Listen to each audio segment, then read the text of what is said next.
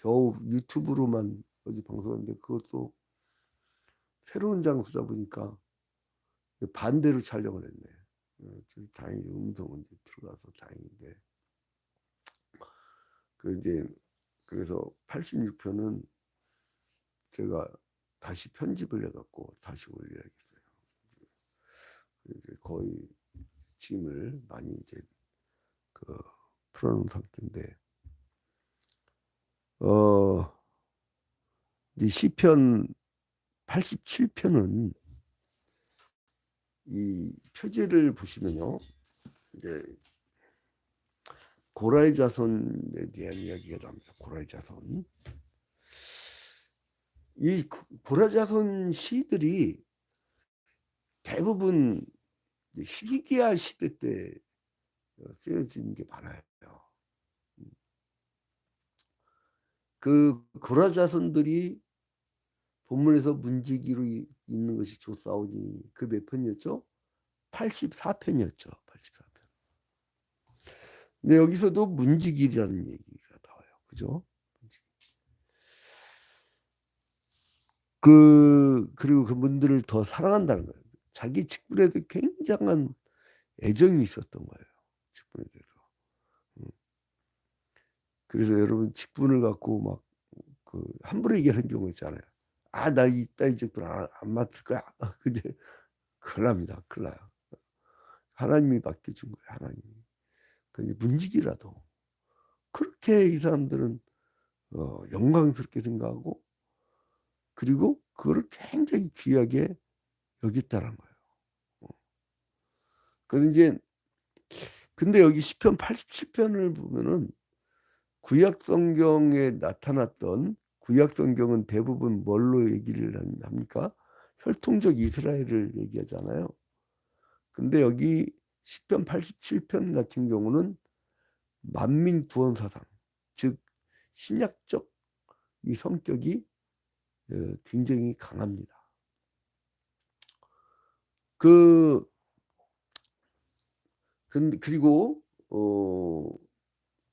그래서 이제 이 시가 주로 이제 이 불려졌던 그 때가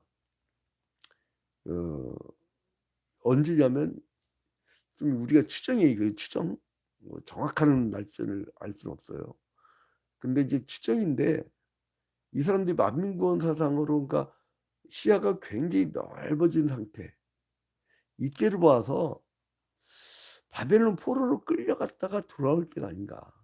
여러분 우리가 여행 갔다 오면은 혹은 유학을 갔다 오면은 굉장히 시야의 폭이 넓어지잖아요.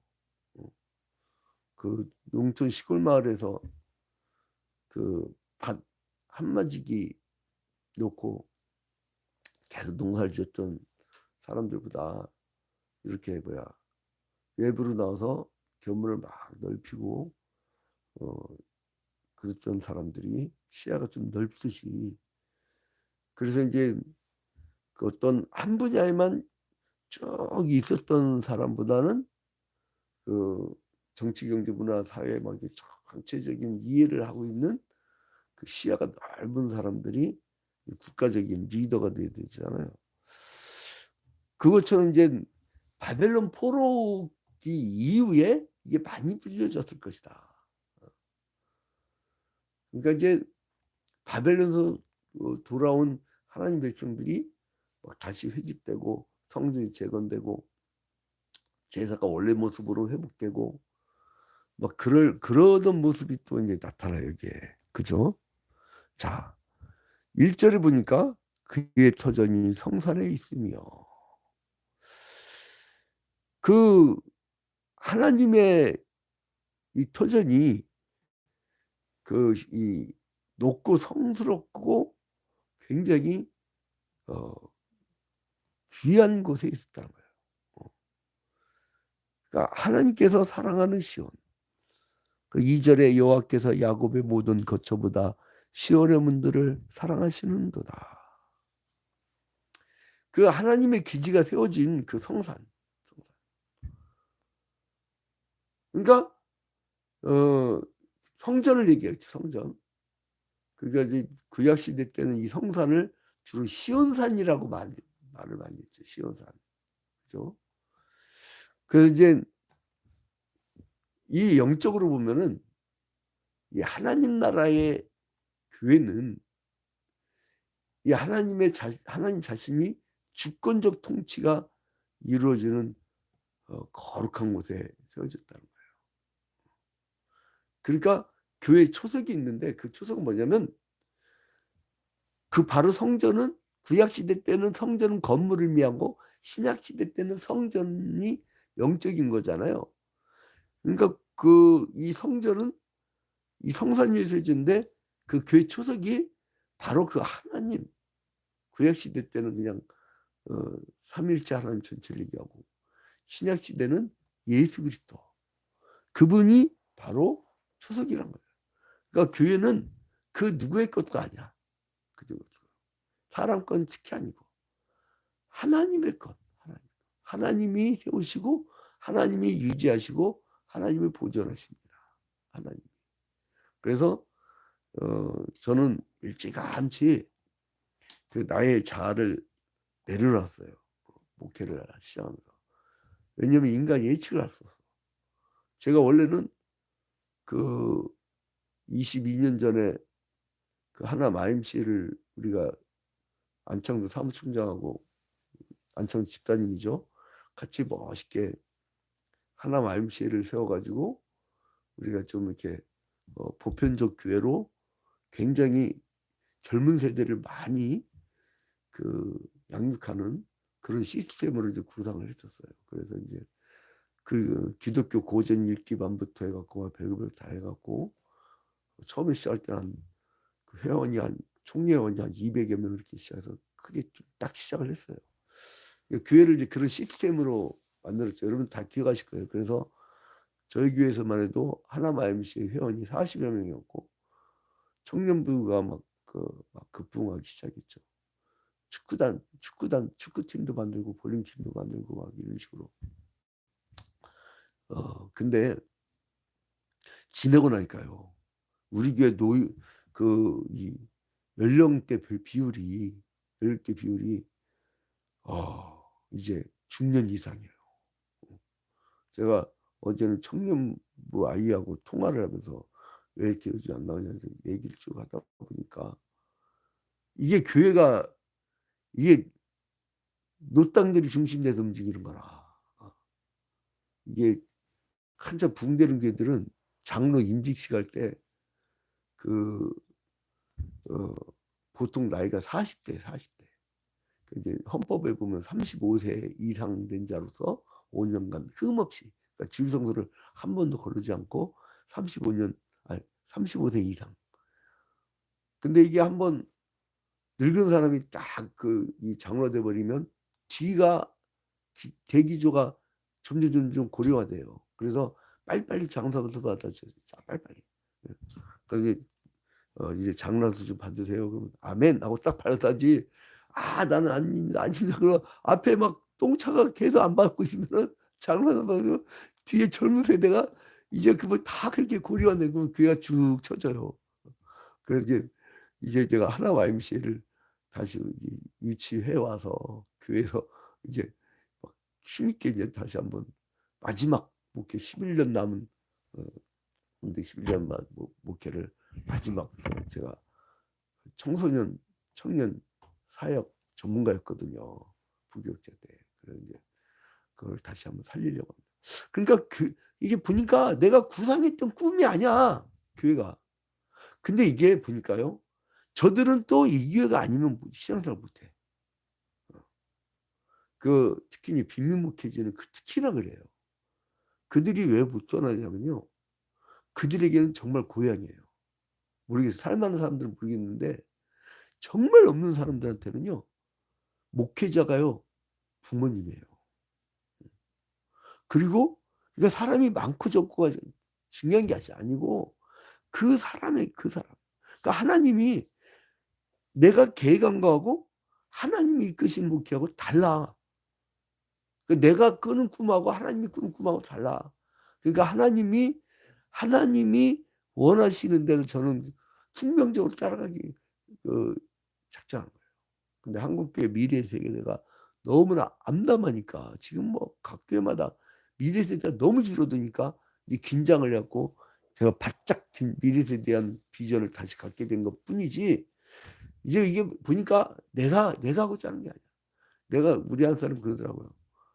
젊은 시절 겨울철 되면 연탄 배달하다가 다 보냈다고.